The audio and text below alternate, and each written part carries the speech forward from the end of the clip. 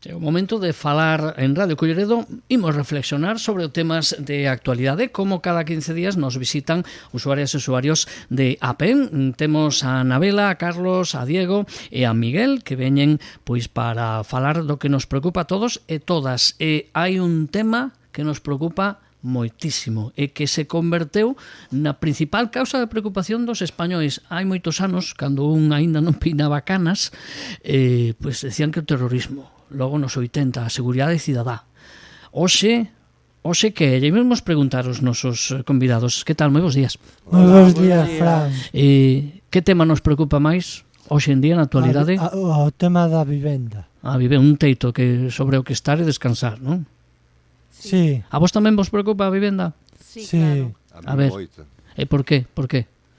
Bueno, pois porque creo que é unha necesidade básica pois de toda unha familia de todo o que necesite un espacio para, bueno, pois para protegerse das inclemencias do tempo, non? É unha primeira necesidade para xente xoven, para xente con familias, para todo o mundo, vamos. De feito, é un dereito constitucional, igual que a sanidade. Sí, a parte de que ese sea un dereito constitucional, pois iso, é unha necesidade básica que en España está baixo unhas circunstancias moi concretas que complican moito o acceso a vivenda, o poder afrontar un gasto todos os meses que ahora mismo é inalcanzable, que se nos pon nunha situación pois moi complicada, vamos. Eu quería decir que hoxe en día a vivenda está carísima, os alquileres están carísimos, a vivenda en compra tamén está carísima, hoxe en día o que os xóvenes non eu teño unha filla, eu vexo que a miña filla o día de mañá non vai poder garantizarse unha vivenda en compra, vai ser imposible, porque alquilar tamén lle vai a ser moi difícil, porque hai alquileres que están a 900 euros, habitacións que se alquilan por 400 mínimo, 600 euros máximo. É imposible, porque antigamente un piso se alquilaba pois por 400 euros, 500, e agora está a un precio dunha habitación. Bueno, me parece increíble. Sí, aparte diso, isto está ocorrendo polo tema dos fondos de inversión ou fondos buitre que se dedican a comprar pisos que están vacíos, póñenos en venda a unha certa cantidade de diñeiro. E claro, de 7 personas que vayan, a mellor 6 non o poden pagar, pero un así, entón están os precios subidos por eso, porque esos fondos buitre fan negocio co precio dos pisos, e ao final o sistema pois colapsa. Lo que yo quería comentar es que dicen que hay que construir muchos edificios porque hace falta. Lo que a lo mejor la gente no sabe o está mal informada es que en España hay más de 3 millones y pico de pisos sin alquilar ni que nadie dentro.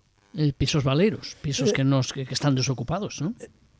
Eu tamén quería añadir un dato que cando estábamos buscando información sobre o tema, chamounos, polo menos a min chamoume moito a atención, que o tema dos ocupas, porque nos venden tipo la tele todos os días, sempre hai casos de hai unha ocupación non sei onde, ocuparon ya casa un veciño, e logo resulta que miras as cifras de ocupación en España, só representan o 0,06% do total. O sea que é unha cortina de fume para tapar que o sistema que está privatizado e como o goberno non lle interesa meterse nun negocio que é privado, pois nos venden gato por lebre. Eu quería decir que a vivenda de alquiler vacacional en España, que é o segundo país do mundo en turistas, está desfasado totalmente, porque alquilan por semana, ao mellor alquilan esa semana por 700, 800, 1500 euros en sitios de, por exemplo, como Oleiros,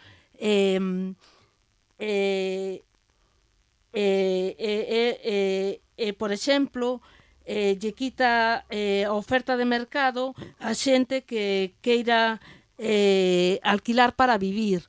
Entonces é un negocio que, para a miña maneira de ver, facturan, por exemplo, 4 meses de verán ou 5, e xa viven todo o ano, e lle quitan en vez de poñer a vivenda estas para que a xente poida ter un aluguer donde poder vivir durante todo o ano, eles con 5 meses se aproveitan para ganar 1.500 euros todas as semanas, e bueno, que se montan no dólar. E así, pois, é moi difícil que haya un mercado noble nesta sociedade. Bueno, e que solucións propoñedes vos? Ou vos parece que serían xustas porque o que busca a vivenda non quere vivenda e claro, non pode pagarse, pero o que ten unha vivenda particular dirá que ten dereito tamén a poñela como queira. Como pensades que se poden conciliar esos dos puntos de vista? Porque é complicado. Pois mira, hai un modelo que está funcionando en moitos países europeos, sobre todo do norte de Europa. Por exemplo, o tema de Austria, en Viena o 60% dos pisos son públicos, mentras o 40% son privados. Entón, claro, os privados non poden subir moito o seu prezo, porque a maioría son públicos e están a un precio asequible. Pero, claro, é que ali en Europa o que hai é un sistema máis de alquiler que non de compra, que é o que funciona aquí en España. Bueno, Sí. porque aquí é tradición de eso, é dicir, somos Sí. máis, sobre todo os galegos, máis de ter algo propio, parece que temos ese Necesidade, arraigo, non? sí. Esa necesidade de poseer antes de vivir en un lugar que non é noso. Carlos Miguel, calquera dos dous que pidíades a Yo voz. quería completar a mi amigo aquí, Diego, de que él dice que en Viena es el 60% de los edificios, de las viviendas, pues aquí en España es el 2%, que es un dato muy curioso porque es casi inexistente. A min pareceme que hai moitos factores que afectan pois iso, non? O estar nunha situación pois moi límite e moi preocupante para o que é o mercado da vivenda. Por un lado, como falaban Diego, Anabela e Miguel, pois temos unha tendencia en España poder comprar máis que alquilar, aparte de que teñamos unhas circunstancias que nos podan permitir unha cousa ou outra. O sistema actual, baixo o meu punto de vista, está quebrado totalmente, vamos. Se piden unos alquileres ou afrontar unha hipoteca é algo imposible para calqueira persona xoven que se queira independizar, para calquer familia que quera ter unha mínima seguridade no que é o tema da vivenda. As alternativas que se ofrecen, como falaba Diego, pois copiar un pouco as formas de negocio que hai en Europa, non? Como Viena, os Países Baixos, que obrigan a unha intervención directa do goberno na construción e na limitación dos precios de vivenda, vamos. Teñen moito máis salario, moito máis terreo público para promover a construción de vivendas, unhas leis de mercado que obrigan a ter uns precios máis limitados e máis asequibles para a población, unha serie de factores que facilitan moito o poder ter acceso a esa necesidade básica, non? Eu quería dicir é que están o tema dos pisos, din, non é que os gobernos, os partidos políticos din é que hai que crear máis suelo público. E ao final empezas a mirar e resulta que hai 4 millóns de vivendas vacías, o sea, sen ocupar. Entón, claro, dis, o sea, realmente o problema é que non hai terreo suficiente ou é que non hai Eu creo que, perdona, Sí. eu creo que hai 4 millóns de vivendas vacías porque hai xente que colle as vivendas e as ten vacías esperando que que cada día esas vivendas collan máis valor e máis poder adquisitivo e así, cando lles interese, podelas vender a precio máis alto e así lucrarse máis. E me parece unha cousa super injusta. Pero bueno, como aquí en España somos así, pois nada. Es que aquí en España lo de inmobiliario es la ley de la jungla.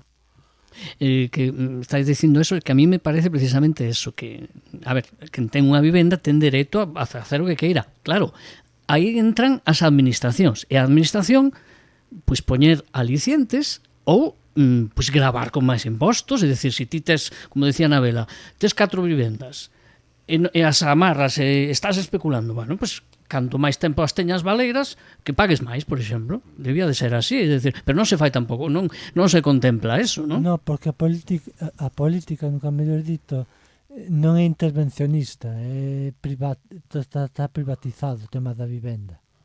Pero, sin embargo, nas últimas actuacións en vivenda, no goberno actual, por exemplo, están buscando frenar os prezos, por exemplo, a aplicación de zonas tensionadas. Na Coruña hai pouquiño que se instauraba a petición do propio Concello.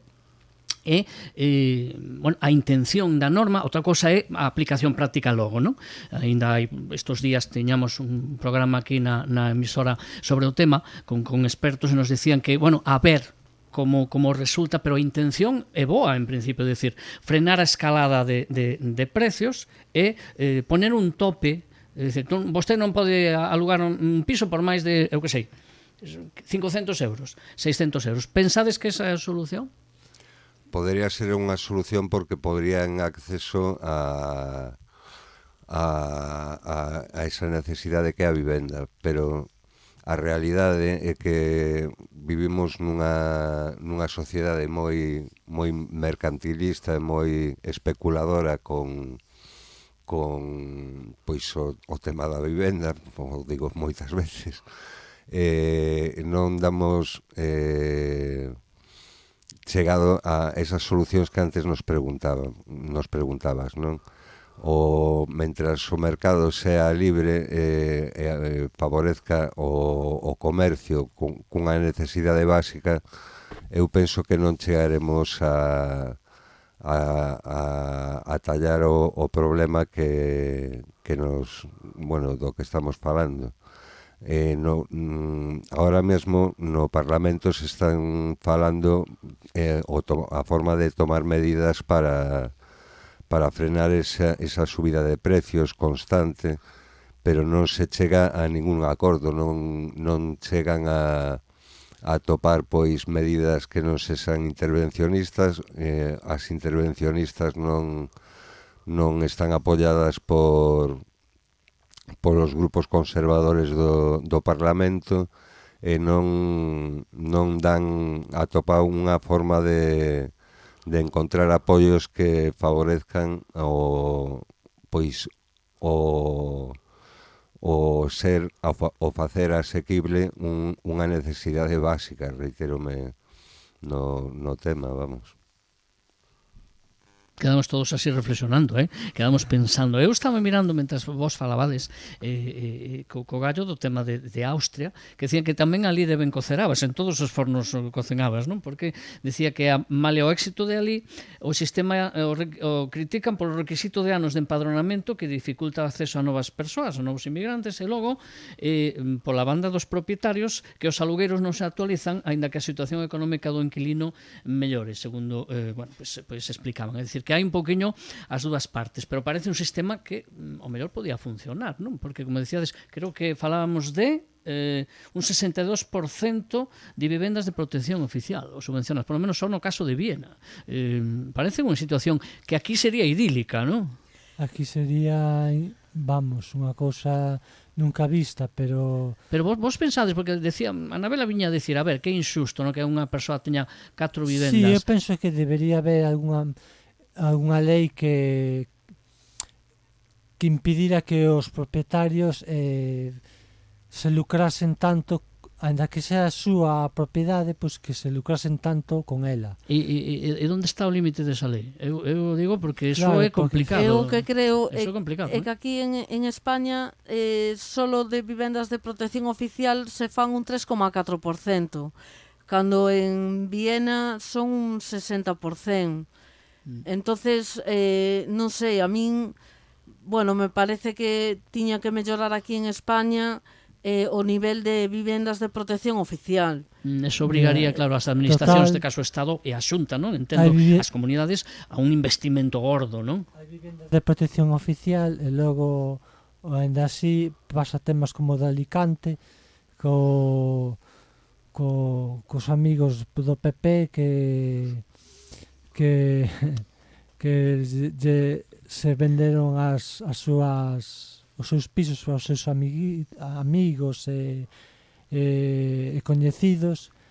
É un caso aislado, pero ocorre de vez en cando, é a verdade.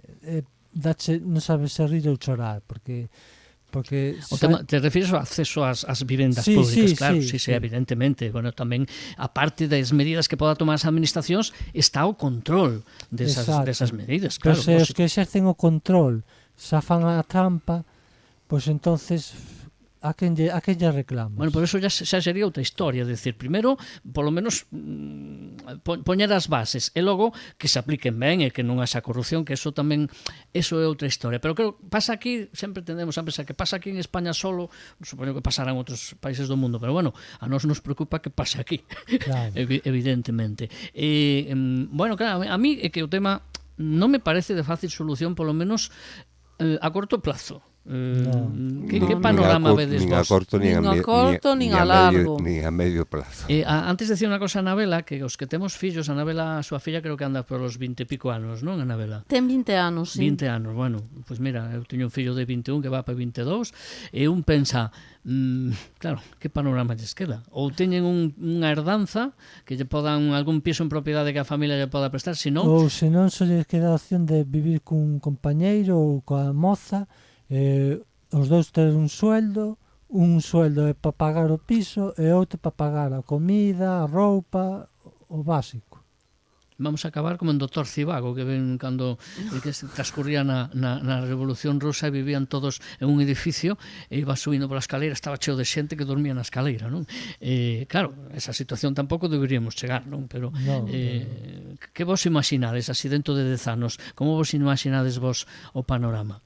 A xente dormindo nas escaleiras ou dos edificios de vivendas? Non vai quedar moita alternativa, vamos. O que está pasando aquí tamén, agora que falamos do que nos queda pois a alternativa de vivendas compartidas por non sei cantos inquilinos con cunhos precios de renta pois tamén impresionantes, non? De 400 euros, de 500 euros, por o que nin siquiera unha vivienda Digna. enteira, vamos. E se non teríamos, Carlos, vos non o viviste, bueno, eu tampouco, non? Pero sí que lembro películas españolas, la típica pensión. Sí. Pues, a persoa, home ou muller, normalmente nas películas te poñían sempre unha muller viúva que tiña varios pisos e os adicaba a pensión, entonces alquilaba as habitacións, se reunían todos os alquilados na cea, no común, no comedor, e logo cada un se iba á súa habitación. Vamos a volver a eso, a historia cíclica, vamos a volver a eso en España. Pois podes, perdón. Non, para, tía. Pois pode ser, porque eu recordo meus abuelos cando me contaban que viñan a Coruña a traballar, quedaban nunha habitación cando viñan para traballar aquí da aldea, alquilaban unha habitación. Entonces eu creo que agora se empezan outra vez a alquilar habitacións a porrillo, ademais, pero super caras, porque están, como dixen antes, 400 euros o sitio máis barato, despois 600 euros. Eu creo que isto, eu non lle vexo moita salida, a verdad. E credes que funcionaría o de limitar os prezos? É dicir, vostede non pode vender unha propiedade, un piso que teña, dependendo dos metros, é dicir, estableces uns prezos. Eso funcionaría? Pois polo menos aliviaría a situación. El problema es que lo hay que votar. Eu non sei se va a votar eso. Habería moitísima xente que estaría de acordo, pero habería outra moitísima xente que propietarios, imagino, que non estarían de acordo, non? Bueno, me vexo nunha habitación, me vexo alquilando Miña nai habitacións. ten un piso e está alquilando por 435 euros. A nai solidaria. Miña nai é solidaria. É altruista, é solidaria, pero bueno, non é o normal, é dicir, se unha persoa ten unha propiedade busca pues, sacarlle o máximo rendimento, Pero claro. miña nai prefire ter vos inquilinos e que lle cuiden o piso antes de estar cobrando demasiado alquiler. Bueno, esa é outra historia e antes de, bueno, xa nos vamos porque se nos va o tempo, pues, falando desto, es que bueno, podíamos estar horas, pero esa é outra historia, porque hai moita xente que non deixa os pisos en alugueiro polo medo a que pase algo, ¿no? É dicir, como me vai tratar a persoa que veña o inquilino ou inquilina ese piso? Que eu non sei se tamén aí os políticos, es decir, os gobernantes, debían tamén ser moito máis eficientes a hora de, pues, cando unha persoa está de inquilino, que ten unhas obrigas, non? Aí quen tiñan que facer os políticos é intervir máis nas cadeas de televisión e medios de comunicación para que non difundan tanto o tema dos ocupas e dos que destrozan os pisos, cando se demostra que é unha minoría clarísima. Pero a veces non son só os ocupas, ao mellor ven xente que é normal. Sí, eu me refiro a ese caso, a eses casos. E che destrozan o piso, Sí, sin máis, que non... porque a miña nai xa lle pasou con un inquilino. Sí, por eso. Sin máis, non eran nin ocupas nin nada. Eran persoas totalmente normais, como a nós. Bueno, moi normais non eran se destrozaron o piso. Eso é verdad, tes razón, Fran, moi normal. Quero che decir sí, que ti os miras perfectamente. E logo tamén a quen lle afecta moito o tema dos pisos e os estudiantes que van á universidade, porque ves filas e filas de estudiantes aí para alquilar un piso e ao final alquila unha habitación para 3 en unha situación que non é nada segura. Entón, non sei, estamos chegando aos límites que se supera todo o imaginable. Bueno, pois que os nosos gobernantes, os que estean, os que vayan vir, os que sexan, todos os que se ocupen deso, a clase política, que debería ter isto como prioridade. É quizás o problema máis acuciante neste momento. Quero que concluímos todos que estamos de acordo en eso, non? Sí, desde logo. Bueno, pois non creo que teñamos para un segundo programa a seguinte tertulia a seguir falando de vivenda, pero non creo que se teña solucionado daqui a que veñades dentro de 15 días, me parece a mí claro. Me parece a mí que non. Bueno, pois a Anabela, a Carlos, a Miguel, a Diego, moitísimas grazas como sempre por Gracias a ti, Fran. Gracias, Fran, por vir aquí a reflexionar. Gracias por tu programa, ¿eh? Gracias por deixarnos opinar e moitas gracias por todo. Bueno, Por nada, Gracias por deixarnos ser tu libres. programa. Ao Moitas contrario, grazas. gracias a vos. Imos continuar en esta mañá despois de falar, imos falar pero das noticias do día.